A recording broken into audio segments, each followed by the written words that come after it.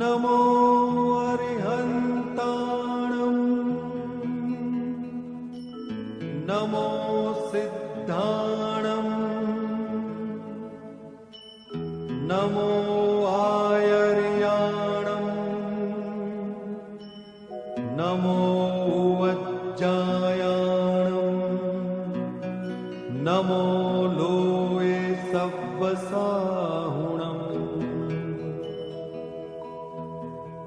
एसो पंच नमुक्कारो सर्वपावपणासनो मंगलाणं च सव्वेसिं परमं हवै मंगलम्।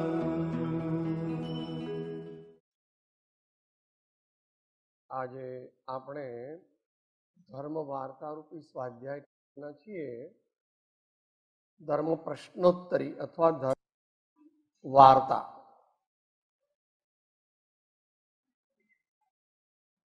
એ સમજવા માટે પહેલા આપણે આપણી જાતને તૈયાર કરીએ.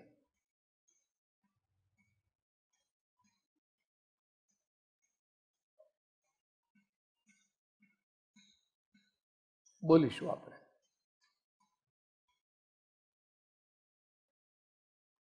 હું મારા આત્માના કલ્યાણ માટે આ સ્વાધ્યાયમાં પ્રવર્તું છું.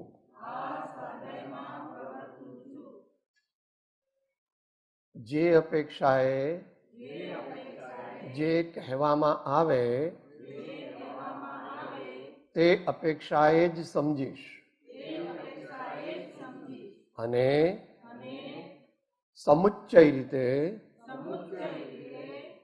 મારા આત્માનું કલ્યાણ થાય, અભ્યુદય થાય તે દ્રષ્ટિથી સમજવા માટે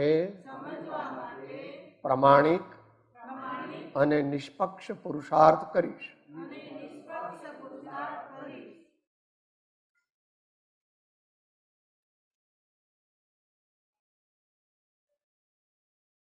આજના સ્વાધ્યાયમાં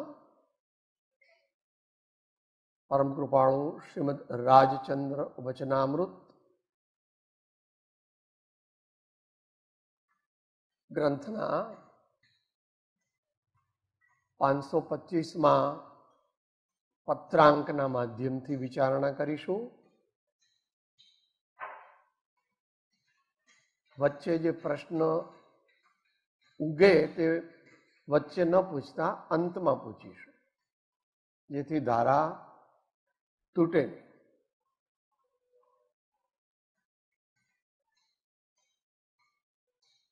પહેલો મુદ્દો એ છે કે આ પત્ર કોના પર લખાયો છે એની ઓથેન્ટિક માહિતી મળતી નથી અથવા છપાઈ નથી. એટલે આપણે કોના પર લખાયો છે એ જાણ્યા વિના જ એને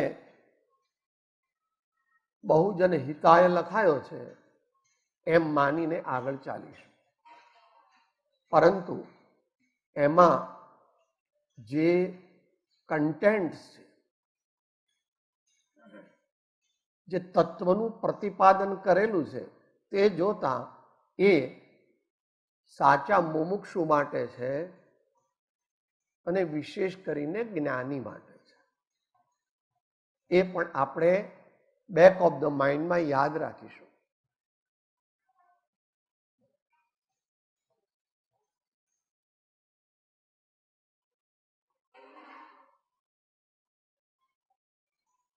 થોડા પ્રશ્નોના આધારે થોડી વિચારણા કરી છે. પ્રશ્નોની યાદી ભાઈ લાવજો. પછી અત્યારે આપણે પહેલા બેકગ્રાઉન્ડ તૈયાર કરીએ.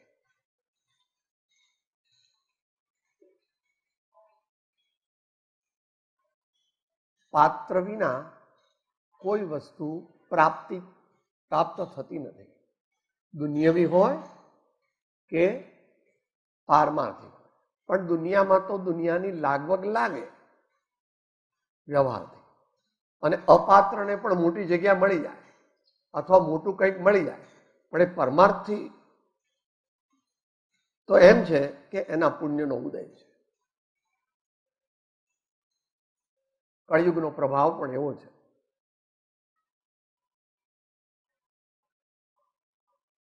મૂર્ખ મૂર્ખ રાજ કરત હૈ, પંડિત ફિરત ભિખારી, ઉધો કર્મન કી ગતિ ન્યારી. આટલું ખ્યાલમાં રાખીને આપણે પહેલા ભૂમિકા સમજી લઈએ, પછી એક એક પ્રશ્ન ટૂંકમાં વિચારીશું.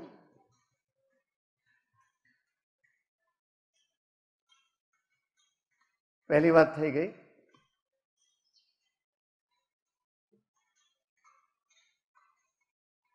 કયા કયા મુદ્દાઓ ખ્યાલમાં રાખવાથી પત્ર સમજવામાં સરળતા પડે એનું વિહંગાવલોકન કરી દઈએ. પહેલા નિશ્ચય સમ્યક્ત પ્રાપ્તિ પહેલા જે પ્રમાણે લાગુ પડતું હોય તો તે પ્રમાણે લાગુ પાડવું, અને નિશ્ચય સમ્યક્ત પ્રાપ્તિ પછી એ મુખ્યપણે બીજો પેરેગ્રાફ જે છે એ સમ્યક્ત પ્રાપ્તિ પછી વાળાને માટે છે.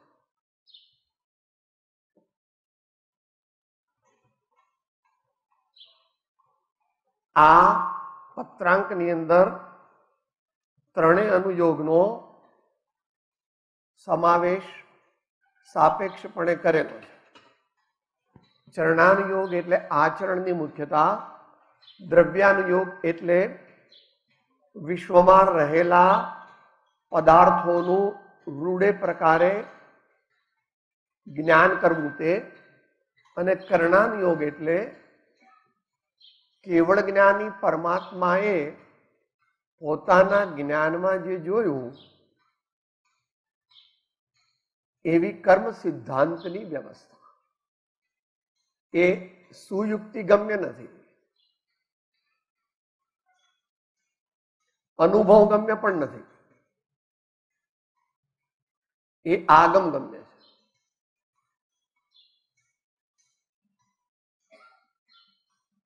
કરણાનુયોગમાં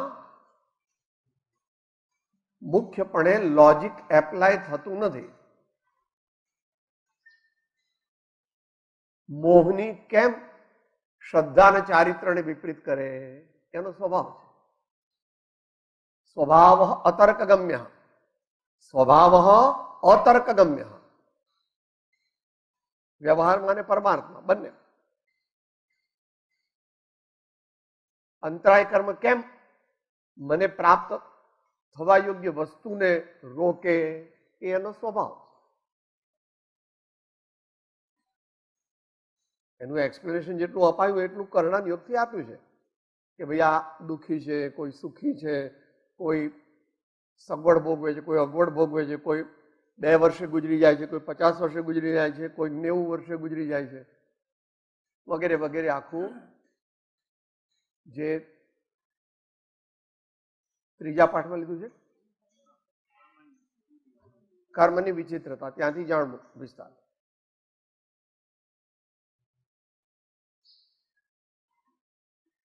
અહીંયા બેઠેલા કયા કઈ રીતે સમજશે એ પોતપોતાની યોગ્યતા પ્રમાણે સમજશે, પણ યોગ્યતામાં ઘટાડો કરવો કે વધારો કરવો એમાં જીવ સ્વતંત્ર છે. મારી યોગ્યતા વર્તમાનમાં ન હોય, પણ હું જેમ જેમ સત્પુરુષાર્થ કરું એમ એમ યોગ્યતા વધે, અને છતાં યોગ્યતા એ પણ એક હકીકત છે. ચોથા ગુણ સ્થાન વાળો હોય એ છઠ્ઠા ગુણ સ્થાન ને અનુરૂપ ભાવ કરી શકે નહીં.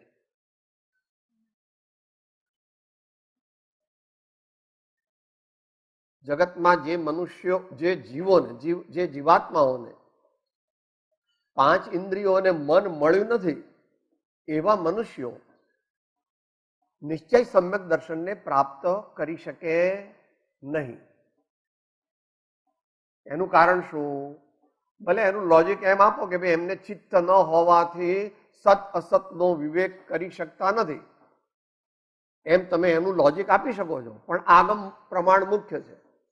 ભગવાને એવું જોયું છે કે જેને પરમાર્થ ધર્મ પામવો હોય તેણે 5 ઇન્દ્રિયો પણ પ્રાપ્ત કરવી જોઈએ અને ચિત્ત મન પણ પ્રાપ્ત કરવું જોઈએ. અત્યારે આપણને બધાને પ્રાપ્ત છે. આ તો જગતના જીવો કઈ કઈ રીતે ધર્મ કરતા હોય છે. સંક્ષિપ્ત ઓગ સંજ્ઞારૂપ વ્યવહાર.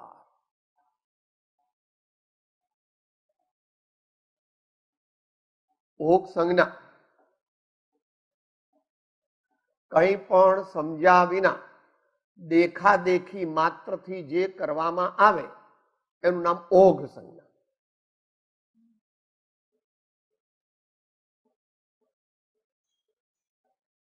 એક ઘેટું, ઘેટાનું ટોળું હોય, આગલું ઘેટું કૂવામાં પડે તો પાછલું ઘેટું પણ કૂવામાં પડે છે. એ જોતું નથી કે ભાઈ આમાં તો મૃત્યુ છે. વિવેક વિચાર વિના દેખાદેખીથી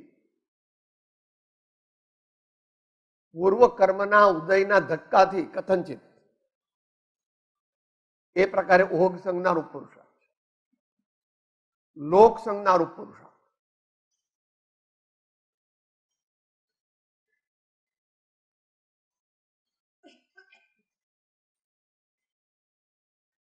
આત્મા અનાત્માનો વિવેક કર્યા વિના આ લોકો બધા આવું કરે છે એટલે હું કરું છું, આ લોકો આવું કરે છે એટલે હું કરું છું, આ લોકો કરે છે એટલે હું કરું છું, એમ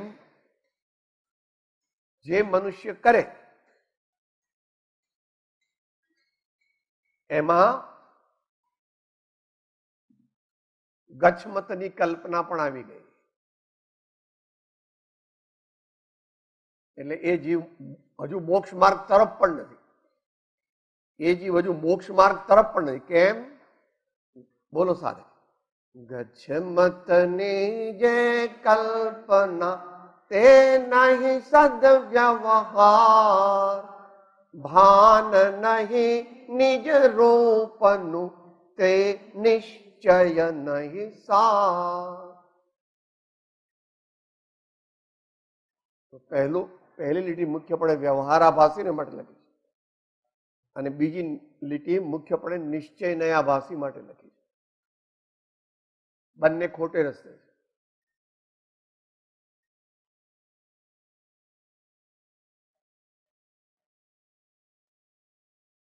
એક કહે છે કે કઈ સમજવાની જરૂર નથી, ફટાફટ કામ કરી નાખો, ધર્મ કરી નાખો, સમજવાની કઈ જરૂર નથી. તો એવું ન હોય. સાચી સમજણ પ્રાપ્ત કરવા માટે ઘણો પુરુષાર્થ કરવો જોઈએ. એ પોતાના એકલાથી ન થાય. માટે એમાં જે કંઈ સુયોગ્ય સાધનો હોય તે બધાનો આપણે સહારો લેવો જોઈએ.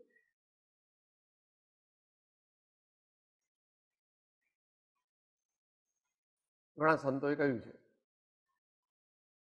સમજ સાર સંસાર મેં, પણ પછી સમજુ ટાળે દોષ, સમજ સમજ કરે હી ગયા જીવ અનંતા મોક્ષ. એનો અર્થ પછી પરમાર્થી શું કરવાનો? દોષ ટાલ ટાલ કરકે જીવ ગયા અનંતા મોક્ષ. કારણ કે સમજણની વ્યાખ્યા શું કરી હતી? સમજ સાર સંસાર મેં સમજુ. કોણ સમજ્યું છે?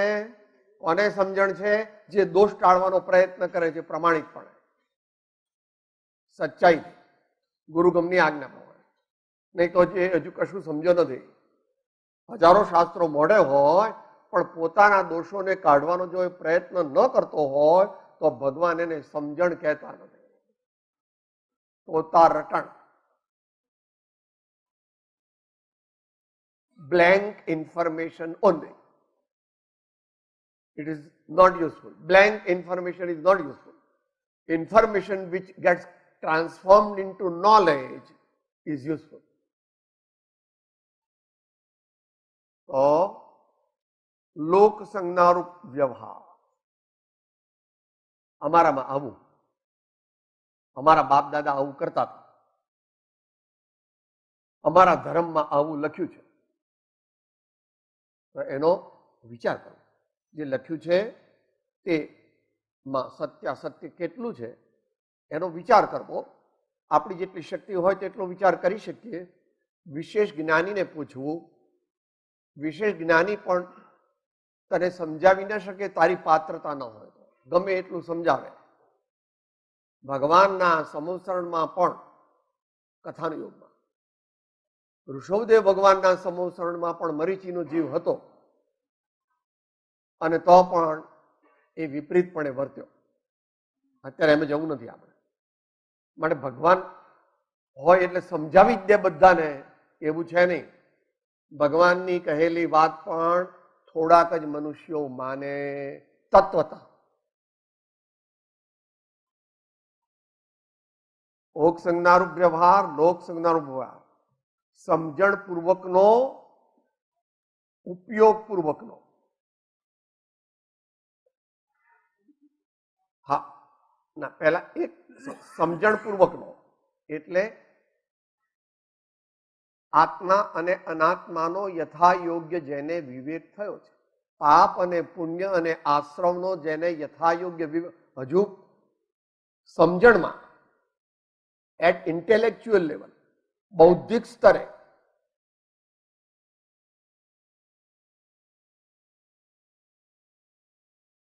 ચોરી કરવાથી પાપ લાગે,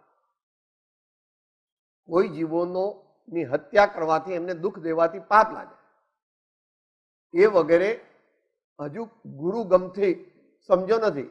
ગુરુની આજ્ઞાથી જ માત્ર માને છે અથવા શાસ્ત્રની આજ્ઞાથી માને છે.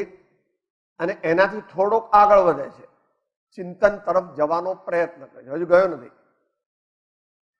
હવે એમાં અહીંયા ચિંતન પૂર્વક, ઉપયોગ પૂર્વક. એટલે બધા અત્યારે સ્વાધ્યાય સાંભળતા નથી.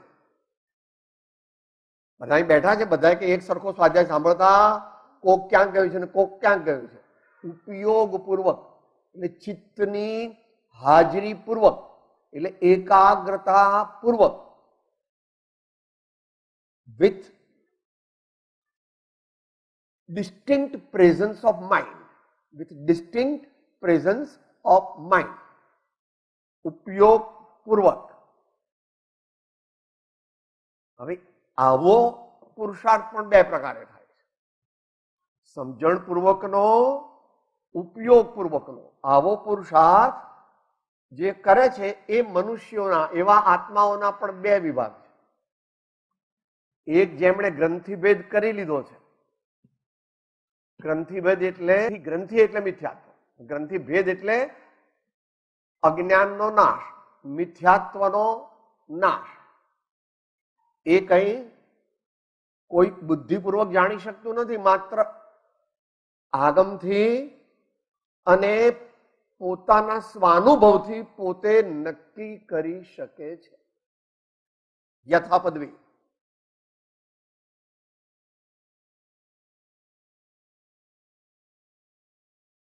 તારી જે માન્યતા છે તે ભગવાન અને જ્ઞાની પુરુષોની આજ્ઞા પ્રમાણે હોય તો તેને સાચી જાણવી, અને ભગવાન અને જ્ઞાની પુરુષોની આજ્ઞા પ્રમાણે ન હોય તો હજુ એમાં કંઈક કચાશ કે કંઈક ભૂલ છે એમ જે માને એ ભવ્ય, આસન્ન ભવ્ય. અને કે હવે શાસ્ત્ર બાસ્ત્રની કઈ મારે જરૂર નથી એમ જે કે, તો એ જીવ એનું એવું જ ભવિતવ્ય છે. જેમ ભગવાનની આજ્ઞા મરીચીના જીવે સ્વીકારી નહીં, તો ગ્રંથિભેદ થયા પહેલા હોય તો પણ એ સદવ્યવહાર છે, પણ એ નિશ્ચયથી સદવ્યવહાર નથી. સદવ્યવહાર ગ્રંથિભેદ થયા પછી હોય છે. પરમાર્થ મૂલક પરમાર્થ કૃપાળુદેવે 4 ભાંગા ત્યાં પાડ્યા છે, એ સમજવા. પરમાર્થ મૂલક પરમાર્થ અથવા પરમાર્થ મૂલક વ્યવહાર. આપણે સાદી ભાષામાં લેવું હોય તો આત્માર્થી લક્ષણ મળે. પ્રેરે પરમાર્થને તે વ્યવહાર સમન. પણ એ પણ 2 પ્રકારે હોય. ગ્રંથિભેદ પૂર્વેનો હોય તો ઉત્તમ મુમુક્ષુનો પુરુષાર્થ છે, અને ગ્રંથિભેદ પછીનો હોય તો તે પરમાર્થ વ્યવહાર છે.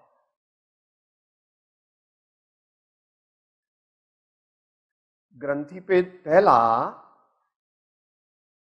અજ્ઞાનનો નાશ થયો નથી, મિથ્યાત્વ ગ્રંથિનો ભેદ થયો નથી, મિથ્યાત્વ મોહની આત્માથી પૃથક થઈ ગઈ નથી, અને તેને અનુરૂપ ઉપફળ જે બધા છે એ પણ એને પ્રાપ્ત થયા નથી. 7 ભયથી રહિતપણું, 8 મતથી રહિતપણું, 41 કર્મ પ્રકૃતિના બંધનો અભાવ અને પદાર્થનો નિર્ણય ગુરુ આજ્ઞા અને ભગવાનની આજ્ઞા પ્રમાણે પણ સ્વાનુભવ સહિત, સ્વસંવેદન સહિત જેને થયો છે તે આત્મજ્ઞાની ધર્માત્મા છે, સમ્યક દ્રષ્ટિ ધર્માત્મા છે. આમાં થોડા કડક શબ્દો એવા મૂક્યા છે.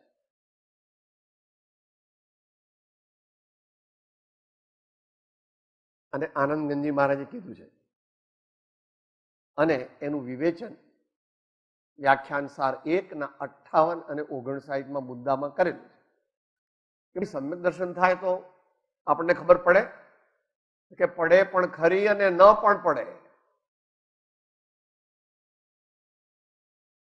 એ બંને આમાંથી સમજજો.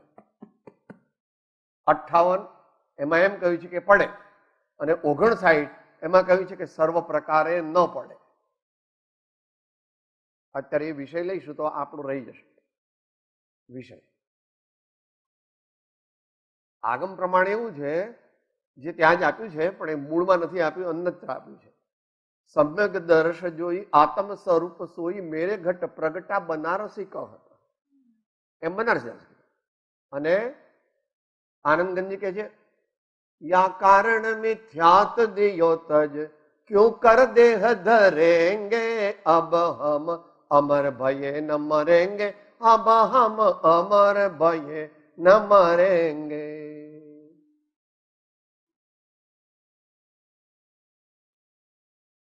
તો ધન્ય રે દિવસમાં એમ કહ્યું, 19 ને 47 સમકિત શોધ પ્રકાશ્યું રે, શ્રુત અનુભવ વધતી દશા નિજ સ્વરૂપ અવભાસ્યું રે, ધન્ય રે દિવસ આહો આહો.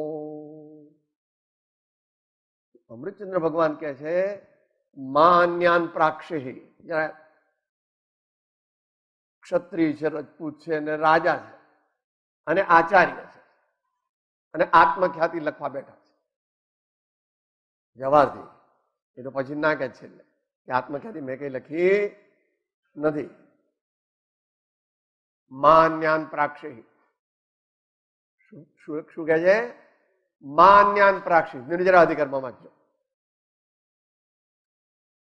કોઈ બીજાને પૂછવા જતો નહીં.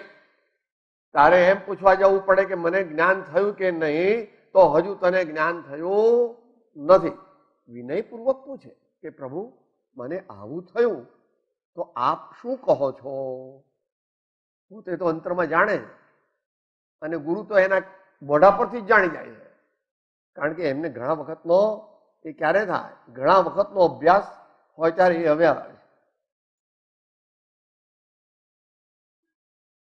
પેલી ગાથા આપણે બોલી ગયા ને, એક હોય 3 કાળમાં પરમાર્થનો પંથ, પ્રેરે તે પરમાર્થને તે વ્યવહાર સંબંધ. તો આમાં 3 આ બંને પ્રકાર આવી.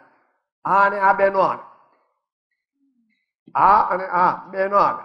પણ આ આવી ગયો ગ્રંથિભેદ પૂર્વકનો, અને આ આવી ગયો ગ્રંથિ ભેદ થયા પછીનો. એ બંનેને સદવ્યવહાર કહે છે. એટલા માટે ડબલ ઇન્વર્ટેડ કોમામાં સદ મૂક્યું છે કે મોહ ગ્રંથિ ભેદ પહેલાનો હોય તો એ મોહની માત્રા ઘટાડતું જાય છે. 70, 60, 50, 40, 30, 20, 10, 5, 4, 3, 2, 1 એને ઘટાડે છે હજુ ગ્રંથિભેદ. અને ગ્રંથિભેદ થયો હોય તો ગ્રંથિભેદ પછીનો જે સદવ્યવહાર છે એ ગુણ શ્રેણી નિર્જરાને પ્રાપ્ત કરાવ્યા જ કરે છે. ગુણ શ્રેણી નિર્જરા એટલે અહીંયા આગળ આવશે. ગુણ શ્રેણી નિર્જરા એટલે જ્યોમેટ્રિકલ રેશિયોમાં તે આત્માને લાગેલા પોતાના આત્મા સાથે લાગેલા કર્મો ઊંઘતો હોય ત્યારે પણ ખપતા જાય છે. યુદ્ધ કરતો હોય તો પણ ખપતા જાય છે. સામાયિકમાં બેઠો હોય તો વિશેષ ખપે છે પણ ખપતા જાય છે. એ આગળ છેલ્લું આવશે.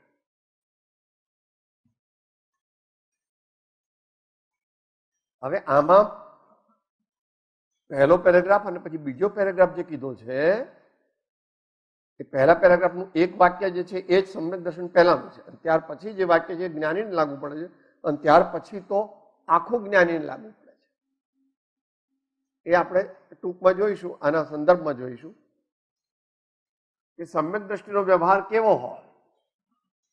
કે જો ભાઈ, સમ્યક દ્રષ્ટિ છે એ બહુ મોટો શબ્દ છે. ચોથું, પાંચમું, છઠ્ઠું, સાતમું, આઠમું, નવમું, 10મું, 11મું, 12મું, 13મું, 14મું આ બધા સમ્યક દ્રષ્ટિ છે. ભગવાનને સમ્યક દ્રષ્ટિ કહેવા યોગ્ય નથી, એમને કેવળ જ્ઞાન કહેવાય, પણ એ સમ્યક દ્રષ્ટિ છે.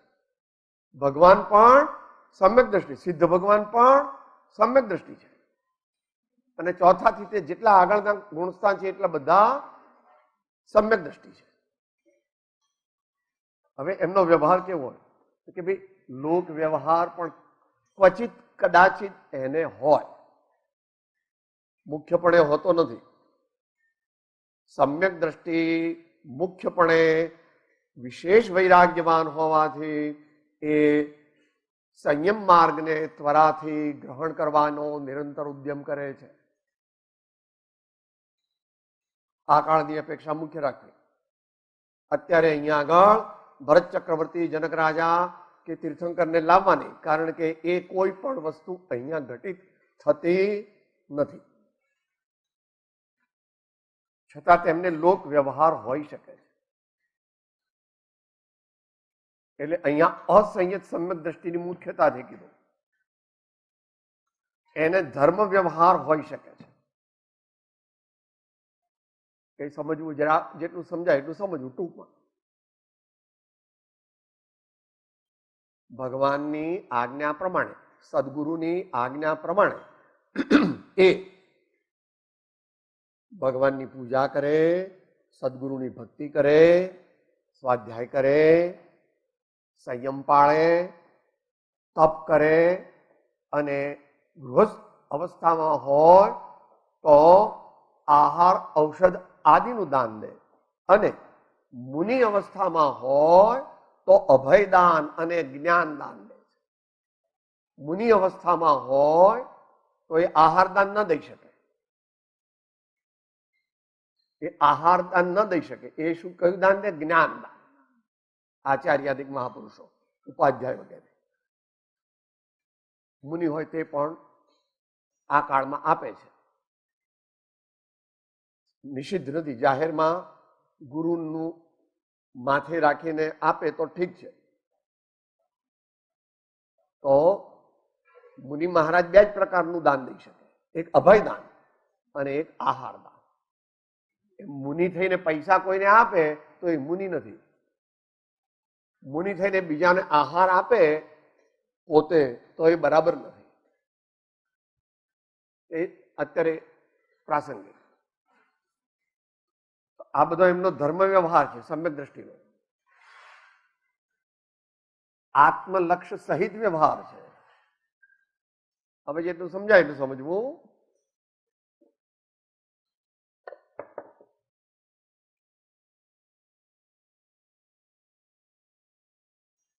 આત્મલક્ષના બે વિભાગ છે, એ આગળ આવશે, કદાચ આગળ આવશે. આત્મલક્ષ જ્ઞાની પણ કરે છે અને આત્મલક્ષ ઉત્તમ મુમુક્ષુ પણ કરે છે. પણ મુમુક્ષુ જે આત્મલક્ષ કરે એને વ્યવહાર આત્મલક્ષ કહેવામાં આવે છે, કારણ કે ગ્રંથિ હજુ પડી છે, અજ્ઞાન હજુ પડ્યું છે સત્તામાં. અને જ્ઞાની જે વ્યવહાર કરે એ પારમાર્થિક આત્મલક્ષ છે, કારણ કે ત્યાં આગળ દર્શન મોહની, મિથ્યાત્વ મોહની સત્તા નથી. અને એના પણ બે વિભાગ છે. જ્ઞાની જે આત્મલક્ષ કરે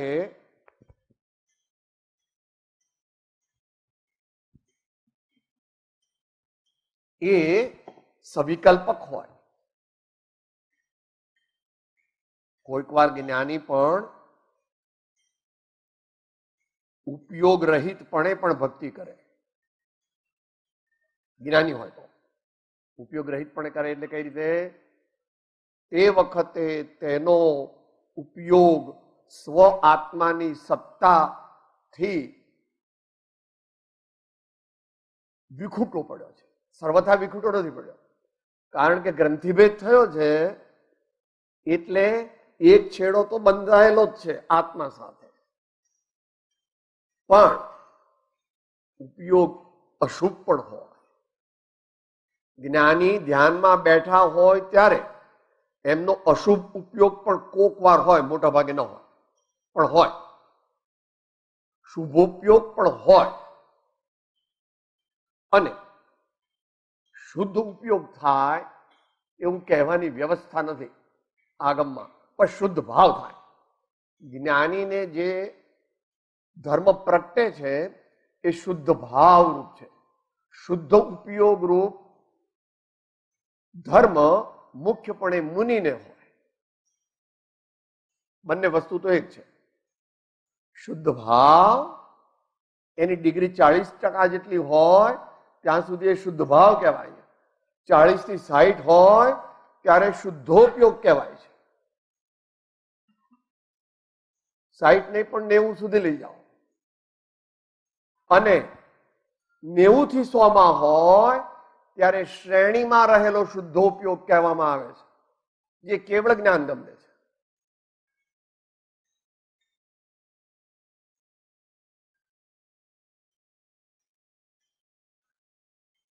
સાતમા ગુણસાનના બે વિભાગ છે ને, સ્વસ્થાન અને સાતિશય. સાતિશય શુદ્ધોપયોગ વર્તમાનમાં નથી. સ્વસ્થાન શુદ્ધોપયોગ છે, એટલે 2, 3, 5, 10 મિનિટ પણ રહીને વળી પાછા છઠ્ઠે આવી જાય. છઠ્ઠે આવી જાય એટલે આહાર કરે એવું નહીં હો. છઠ્ઠે આવે એટલે એમને વિકલ્પ થયો, હું પંચ પરમેષ્ઠી ભગવાનનું શરણું લઉં છું, હું ભગવાનની આજ્ઞાને અનુસરવા માંગુ, મારો ચૈતન્ય આત્મા શુદ્ધ છે નિશ્ચયથી, મારે ગુરુજનોની સેવા કરવી છે, મારે તીર્થનો ઉદ્ધાર કરવો છે, મારે પ્રવચન આપવું છે, મારે શાસ્ત્રની રચના કરવી છે. આમાંનો કોઈ પણ થાય તો છઠ્ઠે ગુણસ્થાને આવી ગયા. અને સ્વસ્થાન અપ્રમત્ત હોય તો એ સ્વસ્થાન અપ્રમત્ત લાંબો ટાઈમ ટકતું નથી, માટે સ્વસ્થાન અપ્રમત્ત હોય તો એ પાછું નીચે આવી જ જાય.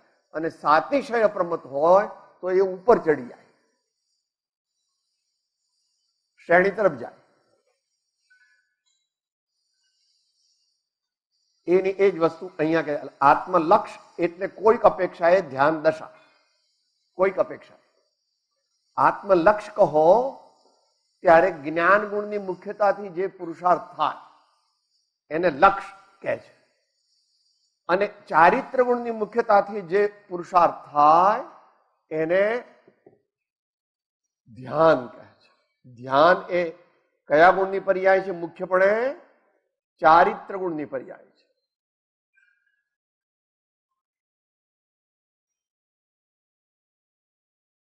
એક દોહરામાં બંને કીધા છે.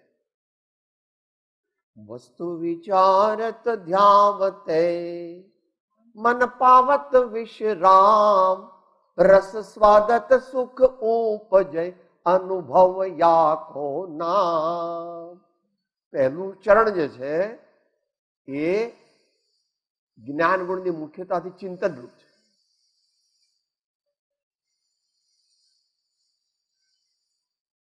વસ્તુ વિચારત ધ્યાવતે, પરમાત્મા અને સદગુરુ કહેલી આજ્ઞાનું ચિંતન કરે. એ ધર્મ ધ્યાનના બધા પ્રકારોમાં સમજી લેવું. આજ્ઞા વિચય, અપાય વિચય વગેરે, અથવા પિંડસ્થ પદસ્થ રૂપસ્થ વગેરે કરે તે. અને મન પાવત વિશ્રામ, મન પાવત વિશ્રામ જે છે એ લાવ્યા નથી આપણે. મન પાવત વિશ્રામ એટલે amplitude of the mental activity gradually decreases, gradually decreases, gradually decreases. ત્યાં સુધી આગળની સ્થિતિ નહીં થાય. રસ સ્વાદત સુખ ઉપજય અનુભવ યાકો નામ. ચારિત્ર ગુણનું પ્રગટ થઈ ગયું, ચારિત્ર ગુણનું પ્રવર્તન થઈ ગયું. જ્યાં સુધી ચિંતન કરતો હતો ત્યાં સુધી અતિન્દ્રિય આનંદનો અનુભવ નહોતો. અને આત્માના લક્ષ્ય કરતા ચિંતન કરતા કરતા ચિંતકમાં ડૂબી ગયો. ચિંતન ચિંતકમાં ડૂબી ગયું. લક્ષ લક્ષીમાં ડૂબી ગયું.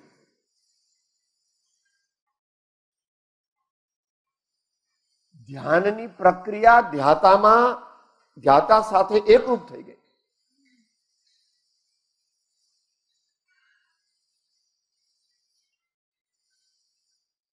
એવી દશા જેમાં ધ્યાતા ધ્યાન અને ધ્યેય ત્રણનો ભેદ રહેતો નથી એને ચારિત્ર દશારૂપ પરમાર્થ ધ્યાન કહેવામાં આવે છે. એને અનુભવ કહેવામાં આવે છે. એ ચતુર્થ ગુણ સ્થાને થોડોક હોય, એના પ્રમાણમાં હોય. પંચમ ગુણ સ્થાને ક્વોન્ટિટેટિવલી પણ વધારે હોય અને ફ્રીક્વન્સીમાં પણ વધારે હોય. અને મુનિ મહારાજ છે એને શાસ્ત્ર પ્રમાણ બે રીતે લેવા. કર્ણાન યોગની મુખ્યતા કરો તો 48 મિનિટમાં એ અપ્રમત્ત થઈ જાય એવું ભગવાને કર્ણાન યોગમાં કહ્યું છે. પણ એવું જોઈને અત્યારના મુનિઓની કોઈની પરીક્ષા કરવી નહીં. કારણ કે સાચા આચાર્યો પણ હતા એ અપ્રમત્ત થઈ જાય એ બુદ્ધિપૂર્વક અપ્રમત્ત નહોતા થતા. થોડુંક અઘરું છે. બહારમાં ચોથું ગુણસ્થાન હોય અને અંદરમાં ચોથું ગુણસ્થાન હોય અને બહારમાં છઠ્ઠું ગુણસ્થાન હોય, એવું પણ હોય. ચોથા ગુણસ્થાન વાળો પણ દીક્ષા લે, પાંચમા ગુણસ્થાન વાળો પણ દીક્ષા લે, તો એ મિથ્યા દ્રષ્ટિ નથી. પણ છતાં એને સાપેક્ષપણે સમજવું કે છઠ્ઠું સાતમું એને નથી, પણ જ્ઞાની મુનિ છે એટલે અધ્યાત્મ ત્યાં આવશે. આત્મ જ્ઞાની શ્રવણ કહાવે બીજા તે દ્રવ્યલિંગી રે. એ દ્રવ્યલિંગી નથી, ચોથા ગુણ સ્થાને છે. પછી એના અનેક ભાંગા પડે છે, એમાં જવાની અત્યારે જરૂર નથી. તો ધ્યાન દશા એના બે ભાગ પાડ્યા. સવિકલ્પક ધ્યાન દશા જે આત્મલક્ષ જેને કહી શકો છો, અને નિર્વિકલ્પક ધ્યાન દશા એનું નામ અનુભવ દશા. એ વક્તવ્ય નથી.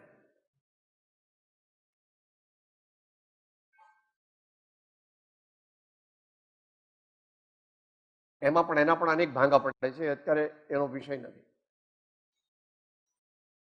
હવે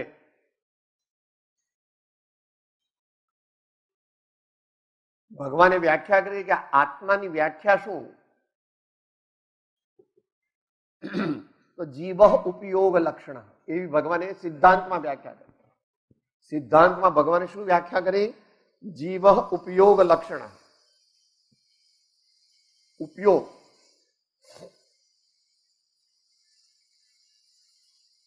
બહુ વિસ્તારથી ન લઈએ એને માટે, નહીતર વિષયાંતર. ઉપ અને યોગ. યોગ એટલે મન, વચન અને કાયા, અને ઉપ એટલે પાસે, જે હંમેશા શરીર વાણી ની નજીક હોય છે એને ઉપયોગ કહીએ છીએ. પણ એ આત્માનું પ્રવર્તન હોય તો ઉપયોગ, અને શરીર અને વાણીનું પ્રવર્તન હોય તો યોગ. આગળ એ ક્લિયર થશે જરા વધારે. આ સિદ્ધાંતની વ્યાખ્યા, જીવ ઉપયોગ લક્ષણ. હવે એ ઉપયોગ જે છે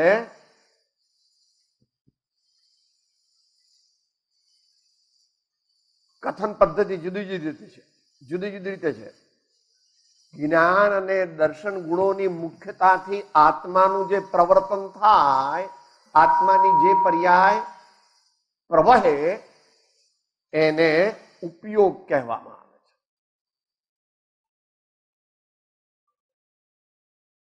હવે થોડું સહેલું કરી નાખીએ.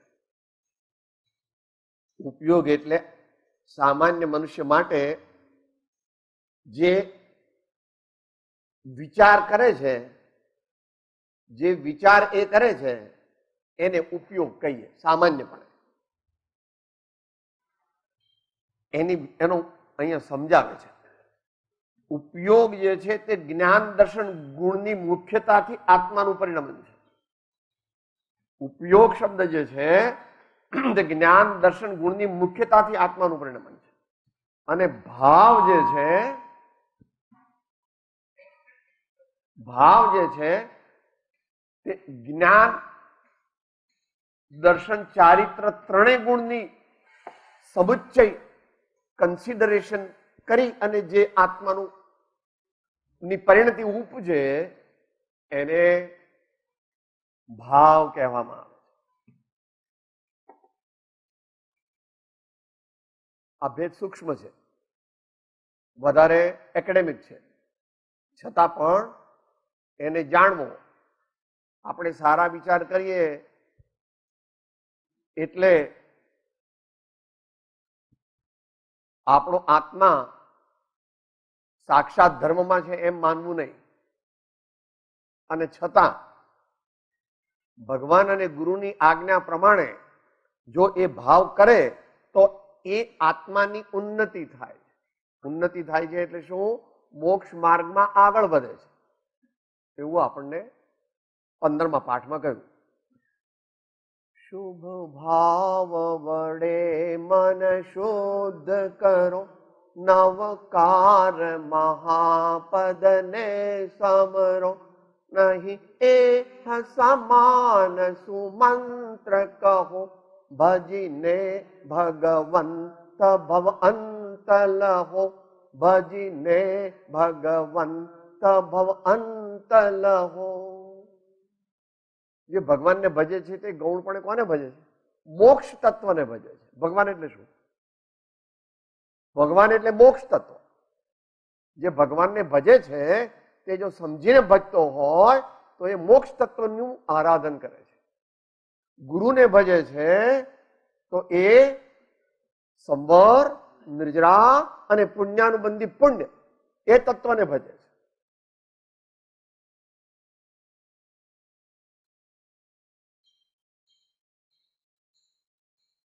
અને એવું ભજતા ભજતા જો આત્માનો લક્ષ્ય રાખે તો વિશેષ ઉન્નતિ થાય, વિશેષ અભ્યુદય થાય. ભક્તિ આપણે બોલી જઈએ તો ત્યાં યોગની ક્રિયા કરી પણ ઉપયોગની ક્રિયા ન થઈ. બોલી ગયા પછી મુમુક્ષુ પણ 20 દોરા કરે, જ્ઞાની પણ 20 દોરા કરે અને મુનિ પણ 20 દોરા કરે. એ બધાની તરતમતામાં ફેર છે. એ બધાની તરતમતામાં ફેર છે. 20 દોરા બોલતા બોલતા પણ વચ્ચે વચ્ચે જ્ઞાની જીવ હોય તે આત્માનો લક્ષ્ય કરે છે. આ શબ્દો નીકળી રહ્યા છે એનો હું સહજ જ્ઞાતા છું. આ શબ્દો નીકળી રહ્યા છે એનો હું જ્ઞાતા છું. એમ પણ વિચાર કરે. અથવા જ્ઞાની એમ પણ વિચાર કરે, હું તો દોષ અનંતનું ભાજન છું કરુણા, તો અંદરમાં એમ વિચાર કરે છે, હે ભગવાન હું બહુ ભૂલી ગયો. જ્ઞાની પર ક્ષમાપના કરે, હે ભગવાન હું બહુ ભૂલી ગયો વગેરે. પણ દરેકની કેટેગરી જુદી જુદી છે. દરેકની કેટેગરી જુદી જુદી છે.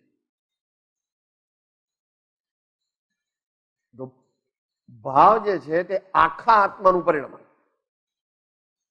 અને ઉપયોગ જે છે આ હાથ છે. આ હાથ કહો તો ભાવ અને આ હાથ કહો તો ઉપયોગ.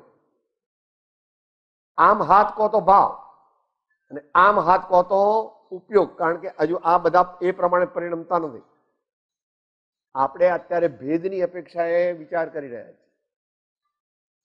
આચાર્ય મહારાજ અનુયોગ પ્રમાણે એની વ્યાખ્યા કરશે. ત્રણ જ પ્રકારના ઉપયોગ એમ ભગવાન કહેશે. એટલા માટે પ્રવચનસારની 8મી ને 9મી 2 ગાથાનો અભ્યાસ કરવો, પોતાની પાત્રતા હોય તો, નહીં તો ગુરુગમ સહિત. પ્રવચનસારની 8મી અને 9મી ગાથા એનો અભ્યાસ કરવો. તો ઉપયોગ અને ભાવ કથનચિત જુદા પણ છે અને કથનચિત એક પણ છે. જ્યારે ભેદ પાડવો હોય ત્યારે પાડી શકો છો. સામાન્યપણે શું કહે, જીવ 3 પ્રકારના ભાવ કરે, શુભ ભાવ, અશુભ ભાવ અને શુદ્ધ ભાવ. એની એ જ વાત આચાર્ય કહેશે, અશુભોપયોગ રૂપે પરિણમેલો આત્મા અશુભોપયોગ રૂપ છે, શુભોપયોગ રૂપે પરિણમેલો આત્મા શુભોપયોગ રૂપ છે અને શુદ્ધોપયોગ રૂપે પરિણમેલો આત્મા શુદ્ધોપયોગ. પ્રવચનસાર જયારે એમ કહેશે ત્યારે, સમયસાર જયારે એમ કહેશે ત્યારે જુદી રીતે એનું ઇન્ટરપ્રિટેશન કરશે. સમ્યક દ્રષ્ટિ જ્યારે અશુભ ભાવ કરતા હોય કે શુભ ભાવ કરતા હોય ત્યારે પણ સર્વથા એમાં લીન થઈ ગયા નથી. પેલી ગ્રંથિ ભેદ થવાને લીધે એમનો એક છેડો તે સર્વ પ્રકારે આત્માની ના મેઇન સ્ટ્રીમમાં ભળી જતો નથી.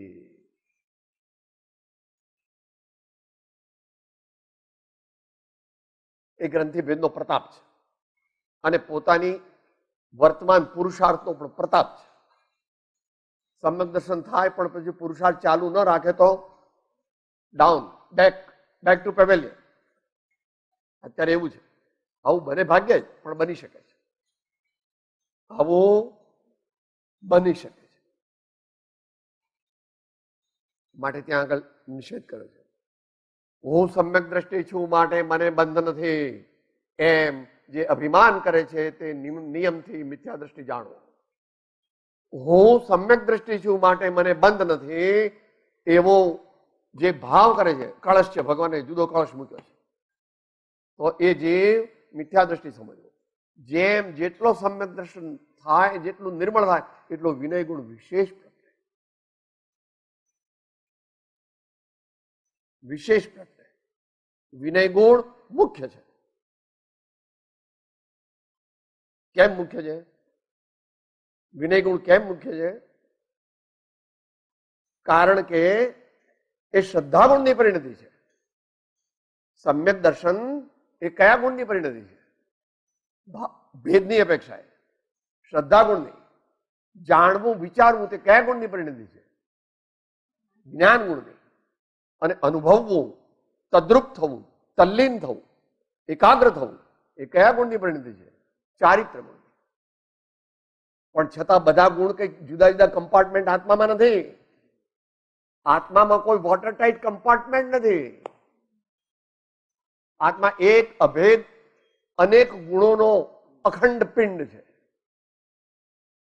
છતાં પણ દરેક ગુણની નું કાર્ય જુદું જુદું હોવાને લીધે કથનમાં એમ આવે છે. તો ભેદ અપેક્ષાએ એમ સમજવું જે જે અપેક્ષાએ આચાર્ય કહે તે અપેક્ષાએ સમજવું, તે વખતે બીજો નહીં લાવવો નહીં. નહીંની વ્યાખ્યા જેવી છે. અકલંક ભગવાને રાજવાર્તિકમાં કરેલી છે. વક્તાના અભિપ્રાયના નયને અનુસરીને પોતાની બુદ્ધિને પરિણમાવવી એનું નામ સુનય છે, એનું નામ સાચો નય છે. અને વક્તા જે કહેતા હોય એ નય વખતે બીજો નય ત્યાં લાવીને સમજવું એ મિથ્યા દર્શનનું લક્ષણ છે, એ અતિ પરિણામીપણાનું લક્ષણ છે.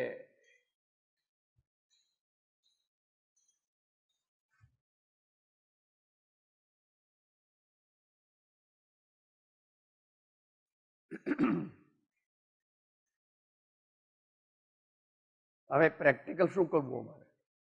આવું બધું અમે તો ઘણા હોશિયાર છે. આવું બધું ઇન્ટેલેક્ચ્યુઅલ કોન્સેપ્ટ તો અમને બધો બહુ છે.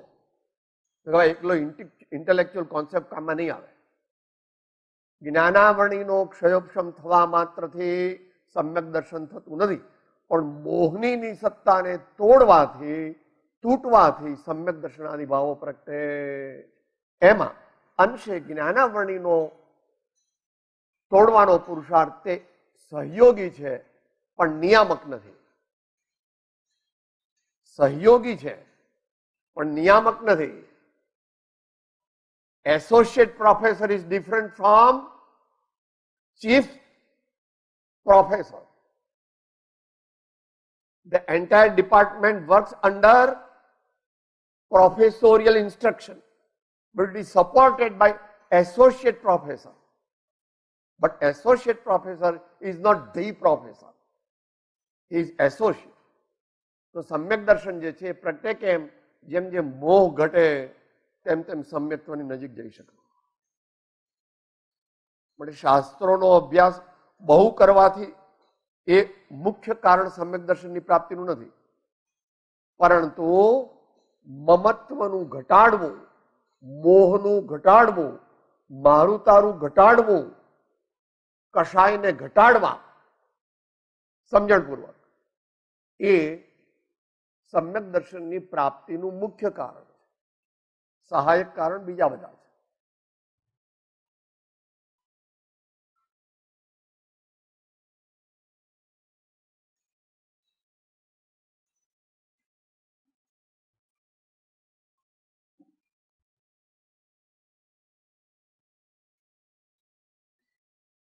હવે સમરી આવે છે.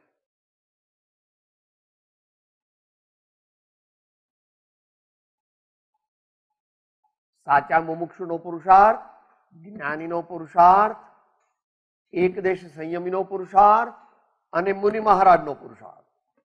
આ તો સ્થૂળપણે ભાંગા કર્યા છે. આના 100 ભાંગા થઈ શકે, 1000 થઈ શકે, લાખ થઈ શકે, કરોડ થઈ શકે અને અસંખ્યાત થઈ શકે. માટે કેવળ જ્ઞાની ભગવાન એમ કે છે કે અનંત નય છે, એમ કે છે. બોલીએ છીએ અનંત અનંત ભાવ ભેદથી ભરેલી ભલે અનંત અનંત નય નિક્ષેપે વ્યાખ્યા નહીં. ત્યાં આગળ કોઈ આચાર્ય પણ જઈ શકતા નથી, કેવળ જ્ઞાની મહારાજ જાય છે. પણ કેવળ જ્ઞાની ભગવાનને હું ઉપદેશ દઉં એવો રાગ હતો. ભગવાન મારા માટે ઉપદેશ આપે છે એવું નથી. પૂર્વે બાંધેલું તીર્થંકર નામ કર્મ તે જ્યારે ઉદયમાં આવે ત્યારે ભગવાનના બધા પ્રદેશેથી વાણી પ્રવહે છે. ભગવાન એમ નથી વિચારતા હું આનું કલ્યાણ કરું, આ બધાનું કલ્યાણ કરું, એવો ભગવાનને વિકલ્પ હોય નહીં. કેવળ જ્ઞાન અગમ અગોચર છે. કેવળ જ્ઞાન અગમ અગોચર છે. જે પદ શ્રી સર્વજ્ઞે દીઠું જ્ઞાનમાં કહી શક્યા નહીં, પણ તે શ્રી કે કેવળ જ્ઞાનનું વર્ણન કરો સાહેબ, કે કેવળ જ્ઞાનનું વર્ણન પૂર્ણપણે કેવળ જ્ઞાની પણ કરી શકે નહીં, કારણ કે કેવળ જ્ઞાન તે વાણીનો વિષય નથી, અનુભવનો વિષય. અંતે તે કક્ષાના અનુભવનો.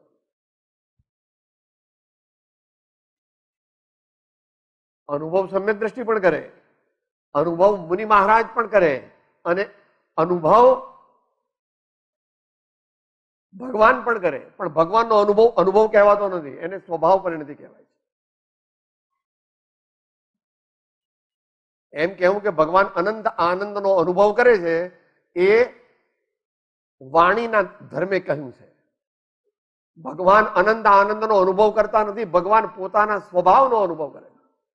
ભગવાન પોતાના સ્વભાવનો અનુભવ કરે, પણ વાણી ધર્મે જયારે કેવું હોય ત્યારે કે સદે અનંત અનંત સમાધિ સુખમાં અનંત દર્શન જ્ઞાન અનંત સહિત જો એમ કહેવામાં આવે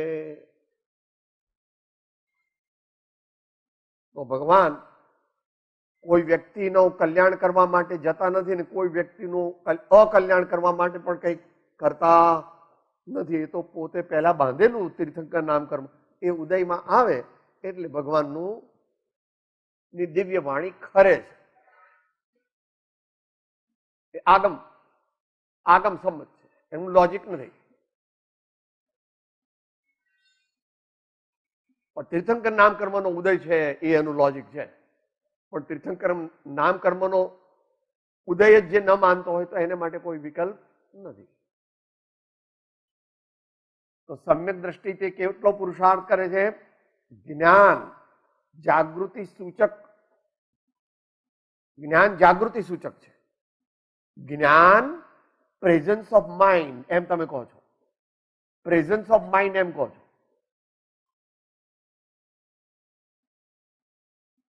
હવે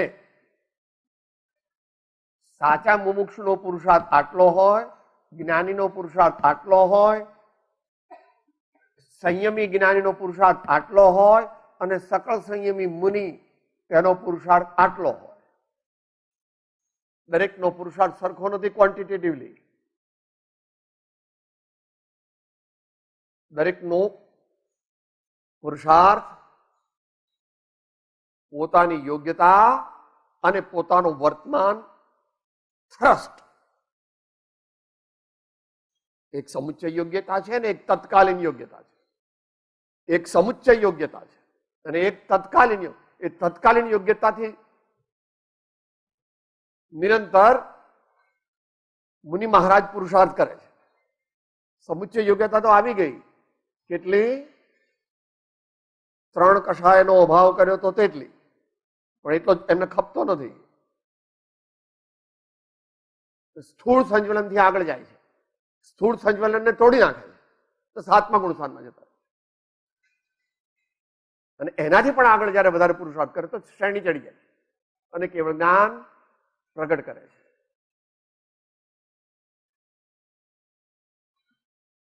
આ બધા વચનામૃત શાસ્ત્રો, સ્વાધ્યાય, તપ, દાન, શીલ, નિયમ, આ બધું કરીને શું કરવાનું?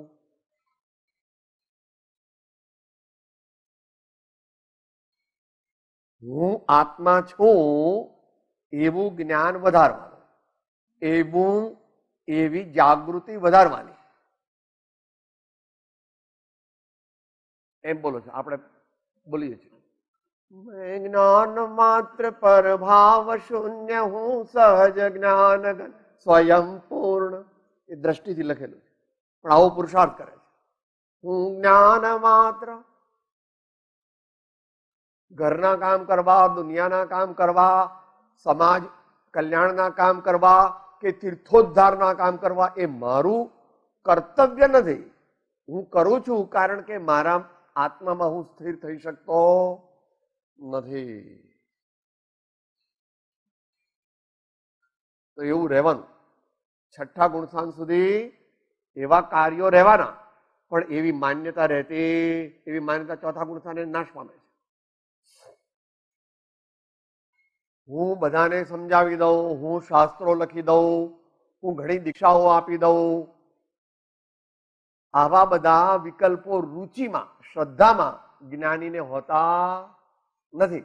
અને છતાં આચાર્ય ભગવાન 700 મુનિ દીક્ષા આપી, કુનકુન સ્વામી હજારો મનુષ્યોને ભગવાનના ધર્મમાં લગાડ્યા, પણ એ 6ઠ્ઠા ગુણસ્થાને હતા ત્યાં સુધી. 7ને જાય ત્યારે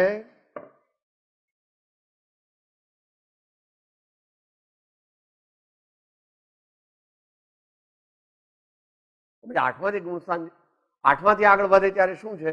એ 6 ઢાળામાં આવે છે. એ 6 ઢાળામાં આવે છે.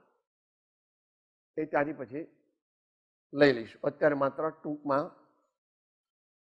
બે ત્રણ લઈ મુદ્દાને પૂરું કરી નાખીએ.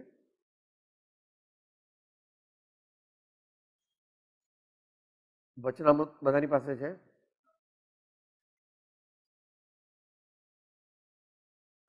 સમ્યક દ્રષ્ટિની શ્રદ્ધા કેવી હોય છે? આમાં તો હજુ પોતે એમ કે છે પાનું 69 છે. આમાં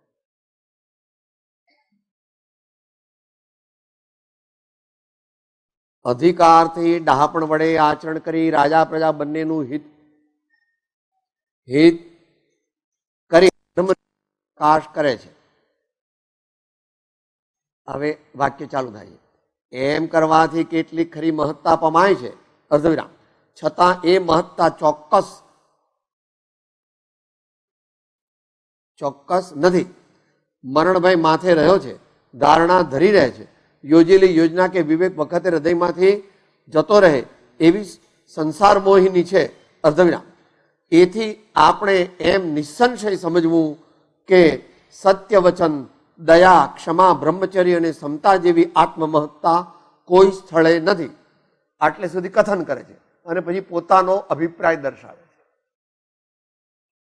શુદ્ધ પંચ મહાવ્રતધારી ભિક્ષુકે જે રિદ્ધિ અને મહત્તા મેળવી છે તે બ્રહ્મદત્ત જેવા ચક્રવર્તીએ લક્ષ્મી કુટુંબ પુત્ર કે અધિકારથી મેળવી નથી, કોમા એમ મારું માનવું છે! Exclamation mark. એટલે એમાં નથી લખ્યું એ તમને બધાને હું ગાંડો લાગુ છું, એમ લખ્યું નથી. Inverted comma. આશ્ચર્ય! આ તો હજુ સમ્યક દર્શન થયું નથી, એમના કહેવા પ્રમાણે. કારણ કે આ તો હજુ 1944 ની વાત ચાલે છે. પેલું તો 1947 પ્રગટ થવાનું છે. તો પણ આવી શ્રદ્ધા હોય, આવી શ્રદ્ધા મને છે, વ્યવહાર હોય, તને ગ્રંથિભેદ ન થયો ત્યારે વ્યવહાર છે, પણ એવી પાકી છે, એમ વિચાર. પોતાની એસેસમેન્ટ કરે ને ત્યારે એ કહે છે ને કે સાહેબ તમારા જેવાનું કામ નહીં. બંગલે આવજો તો ખબર પડશે હું કોણ છું, અથવા મારા રાજ્યમાં આવજો તો હું કોણ છું એની ખબર તમને પડશે.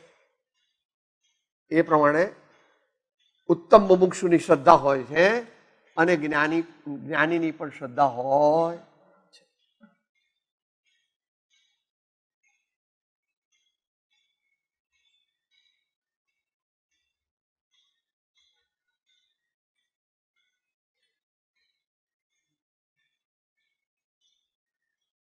સમયસારની આ આવૃત્તિ જેની પાસે હોય, 74મી ગાથાની ટીકા છે.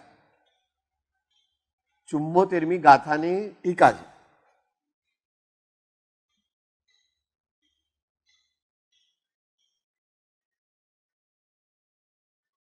સમ્યક દર્શન જ્ઞાન ચારિત્રની એકતા રૂપે પરિણમેલા આત્માની વાત ચાલે છે. પાના નંબર 140 છે. આમાં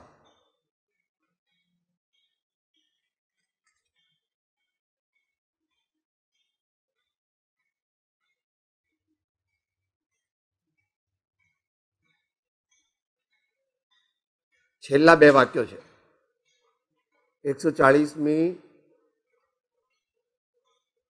40મું પાનું, 74મી ગાથાની ટીકા.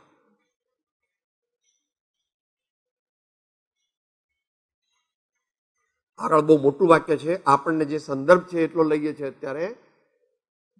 બહુ જ વિદ્વત્તાપૂર્ણ અને બહુ જ મોટા પુરુષો સમજી શકે એવું છે, પણ આપણે તો અહીંયા જે સમજવું છે એ આપણને લાગુ પડે છે.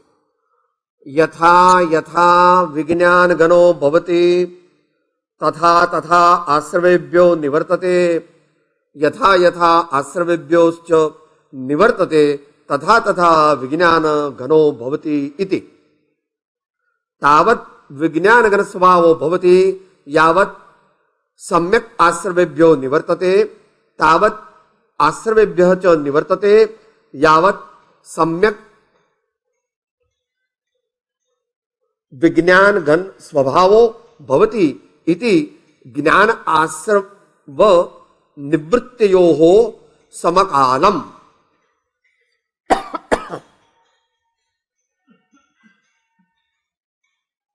साहेब મને કેટલા પાપ લાગે કે જેટલો તું આશ્રવોથી નિવર્તે એટલો, કેટલો આશ્રવોથી નિવર્તું તું જેટલો વિજ્ઞાન ઘન થાય એટલો, નિશ્ચય નહીંની વાત છે.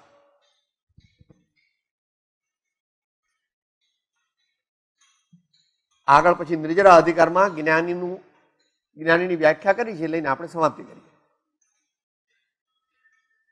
કેટલાક એમ માને છે કે માત્ર વૈરાગ્ય વધારીશ તો મોક્ષ થઈ જશે, અને કેટલાક એમ માને છે કે જ્ઞાન વધારીશ તો મોક્ષ થઈ જશે. ભગવાન કહે છે તમે બંને સાચા પણ છો ને તમે બંને જૂઠા પણ છો.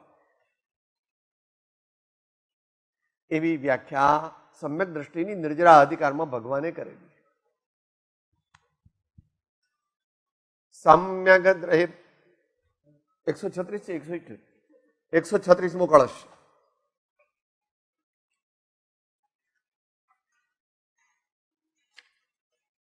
કે ભાઈ આ સમ્યક દ્રષ્ટિનું સ્વરૂપ શું, અમને તો કઈ સમજાતું નથી. તમે કહો છો સમ્યક દ્રષ્ટિ રાજા પણ હોય, સમ્યક દ્રષ્ટિ ગાય ઘોડો પણ હોય, સમ્યક દ્રષ્ટિ દેવ પણ હોય, સમ્યક દ્રષ્ટિ નરકમાં પણ હોય, તો અમારે આમાં સમજવું શું?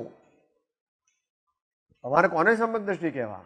કે ભાઈ એ તો સૂક્ષ્મ દ્રષ્ટિ તારી જ્યારે પ્રકટશે ત્યારે તને સમ્યક પડશે.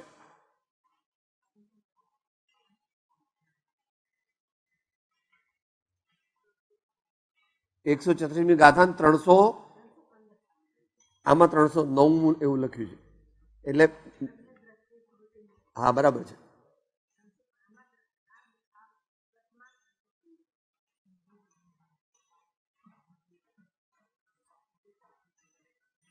આમાં 309 છે એમ કીધું છે પૃષ્ઠ.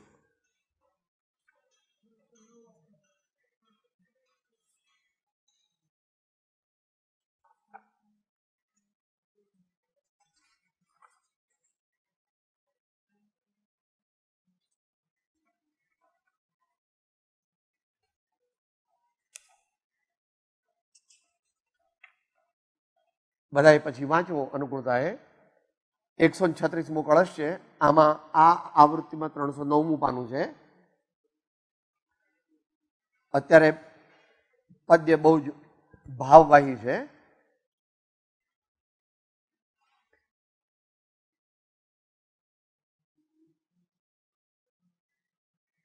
સમ્યક દ્રષ્ટિને નિયમથી જ્ઞાન અને વૈરાગ્યની શક્તિ હોય છે.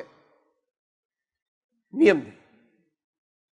કારણ કે તે સમ્યક દ્રષ્ટિ જીવ સ્વરૂપનું ગ્રહણ અને પરનો ત્યાગ કરવાની વિધિ વડે પોતાના વસ્તુત્વનો યથાર્થ સ્વરૂપનો અભ્યાસ કરવા માટે આ સ્વ છે અને આ પર છે એવો ભેદ પરમાર્થ જાણીને સ્વમાં રહે છે, ટકે છે અને પરથી રાગના યોગથી સર્વ પ્રકારે વિરમે છે.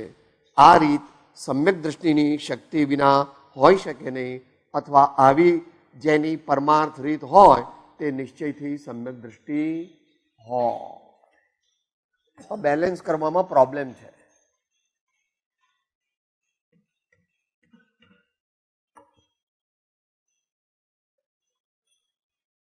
એકલા જ્ઞાનને માને છે, જો કે એ તો જ્ઞાન શું છે એનું એને ખબર નથી હો. કારણ કે શબ્દ જ્ઞાન, શાસ્ત્ર જ્ઞાન એને જ્ઞાન માને છે. ભગવાન શાસ્ત્ર જ્ઞાનને, શબ્દ જ્ઞાનને જ્ઞાન કહેતા નથી. એ તો વ્યવહાર જ્ઞાન છે અથવા શાસ્ત્ર જ્ઞાન છે. અહીંયા આત્મજ્ઞાનની વાત છે. અહીંયા આત્મજ્ઞાનની વાત છે. તો એ જ્ઞાનને જો એ જાગૃતિ સૂચક છે. સમ્યક દ્રષ્ટિ જાગૃત ન રહે, યાવત તાવત વર્તે, ગમે તેમ વર્તે, તો એ પણ નીચે પડે. એ પણ નીચે પડે. વૈરાગ્ય જે છે એ જગતના પદાર્થોમાં અનાસક્ત બુદ્ધિ, અનાસક્તિ સૂચક, અનઆસક્તિ, આસક્તિ તે મોહ ગુણ, ચારિત્ર ગુણની પર્યાય છે. આસક્તિ, આસક્તિ ચારે બાજુથી આત્માને મલિન કરે એવો ભાવ, મોહની ને આધીન થવું તે આસક્તિ. જેમ જેમ આગળ વધતો જાય એમ એમ વૈરાગ્ય વધતો જાય. અહીંયા જે વૈરાગ્ય કીધો છે એ વિતરાગતા રૂપ સમજવો. જો જ્ઞાની નો હોય તો અધ્યાત્મ પદ્ધતિથી, સિદ્ધાંત પદ્ધતિથી મોક્ષમાર્ગ પ્રકાશકમાં ટોડરમલજી મહારાજ ચોથા ગુણ સ્થાનવર્તીને મોક્ષ માર્ગની બહાર કહે છે. એ મોક્ષ માર્ગમાં નથી હજુ, કારણ કે સિદ્ધાંત પદ્ધતિમાં હજુ એને વ્રત ગ્રહણ કર્યું, એટલે ચરણાન યોગની અપેક્ષા એને ચારિત્ર પ્રગટ્યું. એટલે સમ્યક્ત્વ આચરણ ચારિત્ર પ્રગટ્યું છે, પણ સિદ્ધાંતમાં કહેલું ચારિત્ર પ્રગટ્યું નથી. એટલે ચોથા ગુણ સ્થાનવર્તીને સિદ્ધાંતની અપેક્ષાએ નિશ્ચય મોક્ષ માર્ગથી બહાર રાખ્યા છે. પાંચમા ગુણસ્થાનથી નિશ્ચય મોક્ષ માર્ગ સિદ્ધાંતની અપેક્ષાએ ચાલુ થાય છે. અધ્યાત્મની અપેક્ષાએ ચોથા ગુણસ્થાનથી ચાલુ થાય. બેનો વિરોધ નથી. અધ્યાત્મ સિદ્ધાંત સાપેક્ષ છે, સિદ્ધાંત અધ્યાત્મ સાપેક્ષ છે. આટલે સુધી વક્તવ્ય છે. તો મારે શું કરવું? મારે, હું આત્મા છું, શુદ્ધ બુદ્ધ ચૈતન્ય ઘન સ્વયં જ્યોતિષ સુખધામ એવો આત્મા નિશ્ચય નહીંથી છું, એવી સ્મૃતિ, એવી જાગૃતિ નિરંતર વધારતા જવી. અને સાથે સાથે જે દોષ સૌથી મોટો કીધો એ કરવું નહીં. તારો દોષ એટલો જ કે અન્યને પોતાનું માનવું અને પોતે પોતાને ભૂલી જવું. તો હું અન્યને મારું માનતો નથી અને બીજા પદાર્થોને યાદ કરવા નથી, બીજા પદાર્થોને મારે યાદ કરવા નથી એવો પ્રયત્ન કરે, એનું નામ પરમાર્થ વૈરાગ.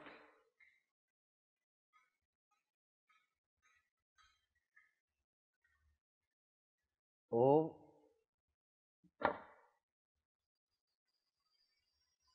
24 કલાક એવો પુરુષાર્થ કરે કે મારે જગતના કોઈ પણ પદાર્થો મારા નથી, જગતના કોઈ પણ પદાર્થોનો હું સ્વામી નથી. અને વ્યવહારથી આ મને બહુ ગમે છે, આ મને ગમે છે, આ ગમે છે, આ ગમે છે, આ ગમે છે, કાંઈ મને ગમતું નથી, એક આત્મા ગમે છે. પણ એટલી સ્થિતિએ આપણે છીએ નહીં. માટે પ્રભુજી મારા છે, ગુરુજી મારા છે, ધર્મ મારો છે એમ પાકું કરવું. અને પછી નિશ્ચય દ્રષ્ટિ કેળવવી. આત્મા મારો છે, આત્મા મારો છે, શુદ્ધાત્મા મારો છે, શુદ્ધાત્મા મારો છે, શુદ્ધાત્મા મારો છે. પણ એમાં બહુ ટકાતું નથી. એટલે તરત નીચે પડે એટલે ભગવાન મારા છે, ભગવાન મારા સ્વામી છે, ગુરુ મારા સ્વામી છે, ગુરુ મારા સ્વામી છે, ધર્મ મારું શરણ છે, ધર્મ મારું શરણ છે. એમ ભેદ અભેદ, ભેદ અભેદ, ભેદ અભેદ એમ કરતા કરતા પોતાના આત્માને આગળ લઈ જવાનો. જે પરમાત્માનું ખરું શરણ સમજીને ન ગ્રહણ કરી શકે, જે સદગુરુનું ખરેખર શરણ ન ગ્રહણ કરી શકે, જે ધર્મનું શરણ સમજીને ન ગ્રહણ કરી શકે, તે જીવનું મોક્ષ કદાપી પ્રાપ્ત થાય નહીં. અને જે એટલામાં અટકી જાય અને અભેદ એવા પોતાના આત્મા જ્ઞાયકમાં વિશ્રાંતિનો પુરુષાર્થ ન કરે, તેને પણ પરમાર્થની પ્રાપ્તિ થાય નહીં. આ પ્રમાણે ટૂંકમાં આપણે વિચાર્યું. સમય તો થઈ ગયો છે એટલે કદાચ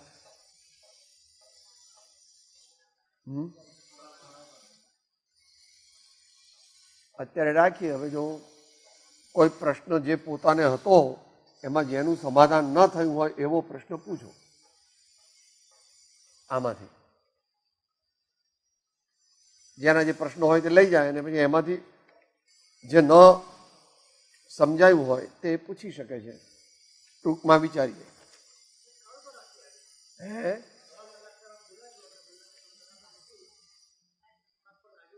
આજનું બેકગ્રાઉન્ડ ફ્રેશ નહીં હોય તો કાલે પાછું આનું આજ થશે, એટલું યાદ રાખજો. એટલે આટલું પાકું હૃદયમાં કરીએ તો સમજાશે કાલનું, નહીં તો કાલનું સમજાશે નહીં. એવું છે. બોલો પાર્શ્વનાથ ભગવાન સદગુરુ દેવ પરમ કૃપાળુ દેવ સબ સંતન કી જય. ઓમ શાંતિ શાંતિ શાંતિ. ભગવાનની આજ્ઞા પ્રમાણે અને પોતાની શક્તિ પ્રમાણે રજૂઆત કરી છે. એમાં કંઈ પણ અલ્પ દોષ હોય તો વિશેષ જ્ઞાનીઓએ તે સુધારી લેવો. ઓમ શાંતિ શાંતિ શાંતિ. હું આત્મા છું, આપનો સેવક છું, સૌનો મિત્ર છું. હું આત્મા છું, આપનો સેવક છું, સૌનો મિત્ર છું. હું આત્મા છું, આપનો સેવક છું, સૌનો મિત્ર છું.